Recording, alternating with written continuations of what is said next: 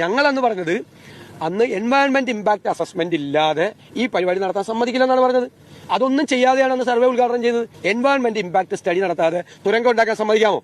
അതാണ് ഇപ്പോഴും എടുത്ത് എന്റെ പ്രസംഗം പറഞ്ഞുകൊണ്ടിരിക്കുന്നത്. പാരിസ്ഥിതിക പഠനം, ആഘാത പഠനം നടത്താതെ ഈ പണിക്ക് പോരെന്ന് പറഞ്ഞു. എന്നിട്ട് അതിന് വികസന വിരുദ്ധനായിട്ട് ചിത്രീകരിക്കുന്നത്. വയനാട് തുരങ്കപാതയ്ക്ക് ഫൈനൽ ക്ലിയറൻസ്. ആനക്കാംപൊയിൽ മേപ്പാടി തുരങ്കപാതയ്ക്ക് കേന്ദ്ര വനം പരിസ്ഥിതി മന്ത്രാലയത്തിന്റെ സ്റ്റേജ് 2 ക്ലിയറൻസ് ലഭിച്ചിരിക്കുകയാണ്. കേന്ദ്ര സർക്കാരിന്റെ ഫൈനൽ ക്ലിയറൻസ് കൂടി ലഭിച്ചിട്ടുണ്ട് എന്നുള്ളതാണ് ഇപ്പോൾ പൊതുമരാമത്ത് മന്ത്രി മുഹമ്മദ് റിയാസ് അറിയിച്ചിട്ടുള്ളത്. ഫൈനൽ ക്ലിയറൻസ് എന്ന് പറഞ്ഞു കഴിഞ്ഞാൽ കേന്ദ്ര സർക്കാരിന്റെ ഭാഗത്ത് നിന്ന് ലഭിക്കേണ്ട പ്രധാനപ്പെട്ട അംഗീകാരങ്ങളൊക്കെ ഇപ്പോൾ അനുമതി ഇപ്പോൾ വയനാട് തുരങ്കപാതയ്ക്ക് ലഭിച്ചു എന്നുള്ളതാണ്. ഇനിയിപ്പോ പറയുന്ന നാളെ ഞാൻ പറയുന്നത് നുണയാണെന്ന് പറഞ്ഞ് പ്രചരിപ്പിക്കും സമൂഹ മാധ്യമങ്ങളിലൂടെ. ഇനിയിപ്പോ പറയുന്ന നാളെ ഞാൻ പറയുന്നത് നുണയാണെന്ന് പറഞ്ഞ് പ്രചരിപ്പിക്കും സമൂഹ മാധ്യമങ്ങളിലൂടെ. സത്യമാണെന്ന് വിളിക്കണം.